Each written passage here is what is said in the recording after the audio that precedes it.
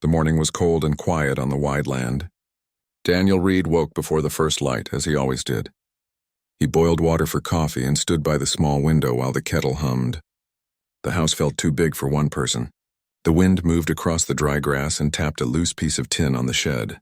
He did not mind the work or the silence, but some days the stillness sat heavy on his shoulders. He pulled on his coat, stepped into his boots, and walked toward the barn to start the chores. The air smelled like hay and dust. A soft rustle came from inside. A sound too careful to be a stray cat and too light to be a cow shifting in the stall. Daniel paused and listened again. He slid the barn door open and let a stripe of pale light fall across the floor. In the far corner, near the feed sacks, he saw a shape, then two small shapes tucked under it. A woman in a worn coat sat with her back to the wall. Two children were asleep against her sides. Their shoes were lined neatly like small boats, and a folded blanket lay over their knees. The woman looked up. For a breath, she seemed unsure if she was still dreaming. Her face was tired, but her eyes were clear and steady. The barn was quiet except for the slow breathing of the horses. Daniel opened his mouth to speak, but the woman spoke first. Her voice was soft, as if she did not want to wake the little ones. "Daniel," she said. "Daniel Reed?" He blinked. He did not know her. He could not remember the last time a stranger said his name like that, as if it had been saved for a moment that mattered. The surprise made him stand very still. The older child stirred and pressed closer to the woman. Daniel found his voice. "Yes," he said. "I'm Daniel. It's my place." He kept his tone calm and gentle. "You're welcome to be here. Are you all right?" "We're sorry," she said. "We needed a dry place for the night. The bus broke down 2 miles back. We walked until we saw your mailbox. I've heard your name before. I hoped you would be kind." She looked down at the children and brushed a bit of straw from the little girl's hair. "I'm Grace, this is Noah, and this is Emma.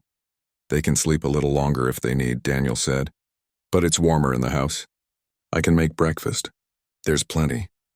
He crouched so he would not look so tall to the boy when he woke. "There's no trouble here. You did the right thing coming in out of the wind." Grace's shoulders eased. "Thank you," she said.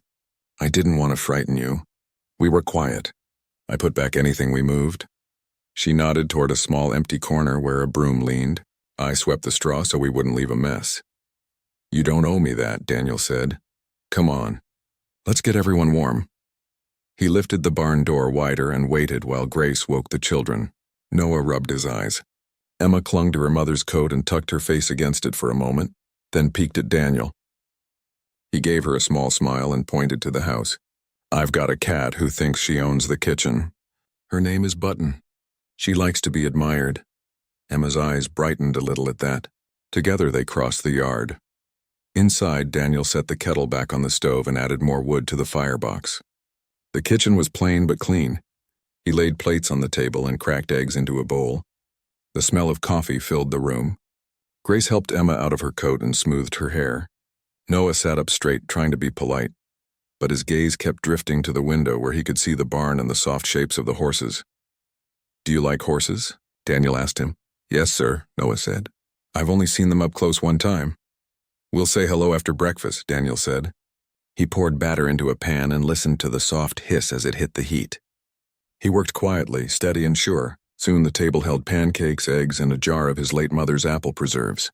Grace watched him move around the kitchen like he had done it 1,000 times. The room warmed and color returned to the children's faces. They ate with simple thanks. Emma found Button hiding near the stove and sat on the floor with the cat curled in her lap, purring like a tiny engine. Noah asked careful questions about the ranch. "How many cows? Do the horses have names?" "Can they feel when you're nervous?" Daniel answered in easy words. He told Noah that a horse can read your hands and your breath, and that calm is a language all animals understand. While the children ate, Grace folded their coats and stacked them by the door. She kept glancing at Daniel, as if she was fitting the present moment to an old picture in her mind. When there was a pause, Daniel looked at her, kind but curious. "You said you heard my name before," he said. "From where?" "From town," she said. "From people who said you keep your word," she hesitated, "and from a day a long time ago. But I'll tell you that in a minute." She took a breath. "We're going to my aunt in the next county. At least that was the plan. We don't have a car. The bus stops twice a day if it runs. The driver said the mechanic will come this morning, maybe. We didn't want to sit on the side of the road in the wind with the children. I'm sorry we came onto your land without asking. You had good reasons, Daniel said. You don't need to be sorry. He poured more coffee and pushed the sugar bowl closer to her. After we eat, I'll take the truck down and see what's going on with that bus. If it's still out, I'll drive you into town myself. We'll call your aunt from the feed store where the line is steady. Grace's eyes shone with tired gratitude. Thank you, she said again. You're very kind. She cut a pancake into small pieces for Emma and watched the little girl eat with focus and relief. Noah finished his plate and, after asking, carried it to the sink. He stood on tiptoe to set it down gently, careful not to make a clatter. You've raised polite kids, Daniel said. They teach me, Grace said softly, every day. When breakfast was done, Daniel showed them the small bathroom and the linen closet where extra towels were stacked in neat rows. He set a pair of wool socks on the chair for Noah and a knitted hat for Emma from a box of winter things his sister had sent last year. Grace tried to refuse, but he said, They're extras. They like to be useful, and that made her smile. Outside, the sky brightened into a pale blue. Daniel brought the horses out to the corral and the children watched from the fence. He taught Noah how to hold out a flat hand for a soft muzzle. Emma copied him, brave and careful. The horses breathed warm air that fogged in the cool morning, and their ears flicked in slow, relaxed movements. For a little while, the worries that had carried the family to the barn seemed to loosen. Daniel checked the water trough and the gates. Grace stood a few steps back, taking in the spread of the land. It's peaceful here, she said. It's work, he replied, but it pays you back in quiet. She nodded. Quiet is a kind of gift. He thought about that for a moment. It is, he said. Some days it's also a kind of ache. He did not usually say things like that out loud, but the way Grace listened made the words feel safe. They walked. They walked back toward the house to gather what they needed for the drive. Daniel filled a thermos with hot coffee and slipped 2 apples and a wrapped loaf of bread into a paper sack. He checked the gas in the truck and laid an old blanket across the bench seat so Emma's legs would not stick to the cracked vinyl. Grace helped the children with their coats and thanked him again in a voice that was careful and sincere. He said it was nothing, but inside it felt like something. It felt like a small door opening where there had been a wall of quiet for a long time. The road to the highway was smooth in places and bumpy in others. The morning had become bright, and frost on the ditch grass had melted into shining beads that rolled like little pearls when the wind touched them. Noah watched for hawks on the fence posts and counted 3. Emma held Button's ribbon collar that Daniel had found behind the stove, and she told soft stories to the cat who was not there, as if the ribbon could hear. Grace sat between the children and Daniel, her hands folded around the thermos for warmth. She looked out at the fields and then at the brim of Daniel's hat. She seemed to be choosing her words with care. They found the bus where Grace had said they would, pulled onto the gravel shoulder with the hood up. The driver stood beside it with a wrench, talking to a mechanic who had finally arrived from town in a small service truck. The driver waved when he saw Daniel. "Morning, Reed," he called. Belt slipped and chewed itself. "Gus here's got a spare." The mechanic lifted the part and gave a little salute with 2 fingers. "We'll be on the road in an hour." The driver added, "Maybe less." "That's good news," Daniel said. He looked at Grace. "We can wait with you, or we can make that call now and see what your aunt wants to do." "Let's call," she said. "If she knows we're safe, she won't worry." They drove the short mile into town and parked by the feed store. The bell on the door chimed as they went in. The heater by the counter gave off a steady hum. Old posters for seed and salt blocks hung on the wall, their edges curled. Daniel greeted the store owner, a man with square hands and a friendly nod. The phone sat on a small shelf near the window. Grace dialed and waited. When her aunt answered, Grace turned a little away for the sake of privacy, but her voice was clear and light with relief. "Aunt May, it's me. We're all right. A rancher helped us. His name is Daniel Reed." She listened and smiled in a way that softened her whole face. "Yes, that one. The bus will run soon. We may come this afternoon." She paused again. "No, we are not hungry. He fed us. The children are warm." There was a silence filled with Aunt May's voice on the other end, and then Grace said, "I'll tell him you thank him. I do too." When she hung up, she turned to Daniel. "She says thank you very much. She also says to tell you she once bought fence wire here because it was a little cheaper. And if you ever need something, she can send it over. That's how she speaks, with trades and thanks. That sounds like a person I'd get along with, Daniel said. He bought a small bag of peppermints at the counter, paid for a box of oats for the horses, and gave each child a mint to tuck in their cheek. Outside, they stood in the thin winter sun. We'll swing back by the bus, he said. If it's ready to go, you'll be on your way before lunch. Back at the bus, the mechanic had the new belt on and the engine made a strong, even sound. The driver wrote a note on a clipboard and told everyone they would depart in 20 minutes. Daniel walked Grace and the children to the bus door.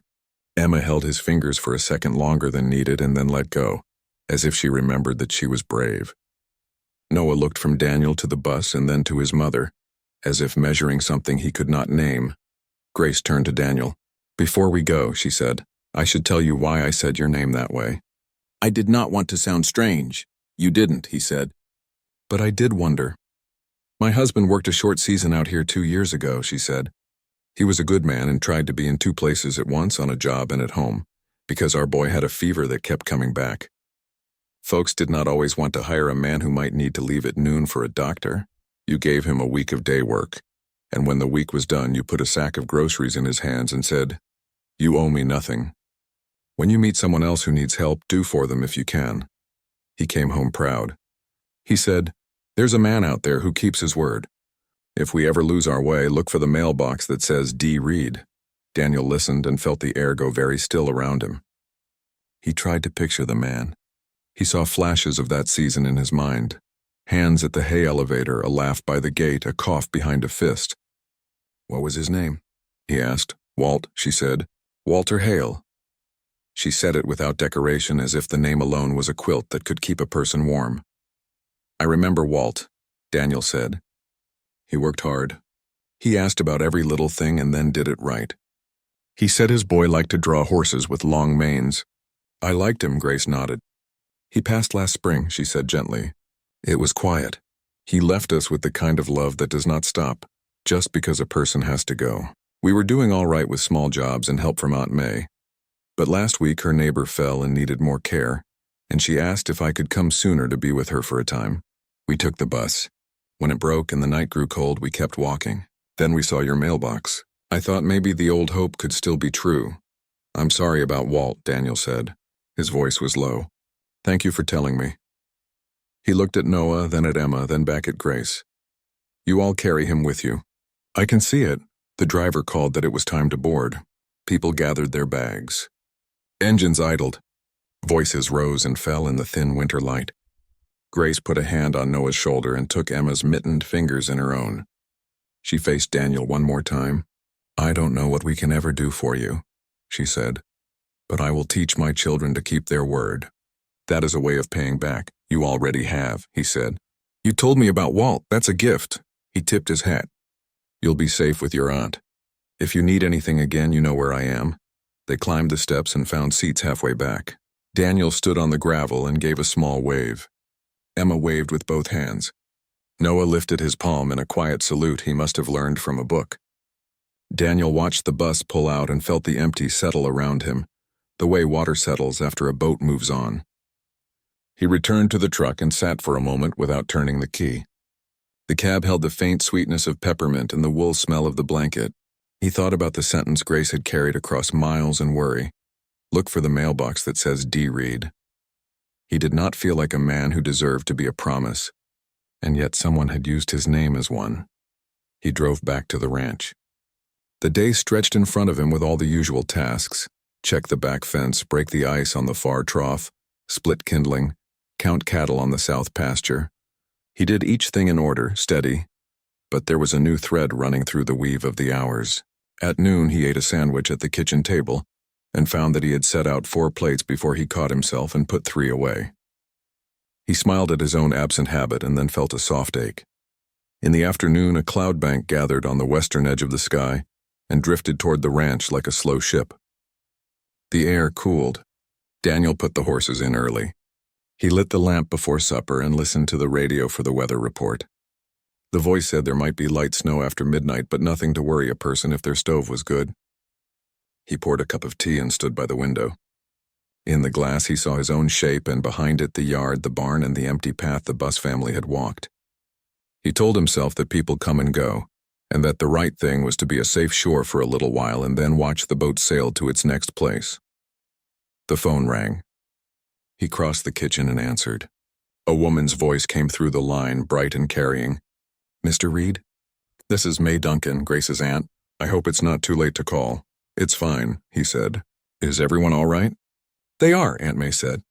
"They came in on the afternoon bus and we set them to warm by the stove. We're grateful for your kindness. I also needed to tell you something. The county road washed out by Willow Creek. The bridge crew will set planks in the morning, but they asked folks not to travel till noon. Grace wondered if you could tell the bus driver at your end in case he doesn't get the notice.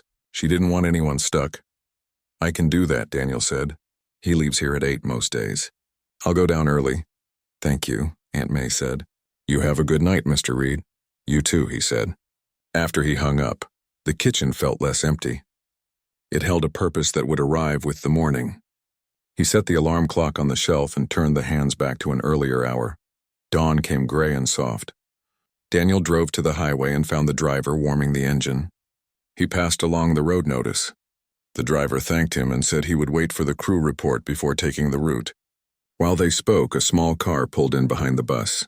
The door opened and there stood Grace with a wool scarf and cheeks pink from the cold. Noah climbed out holding a small paper bag. Emma followed with both hands around a jar.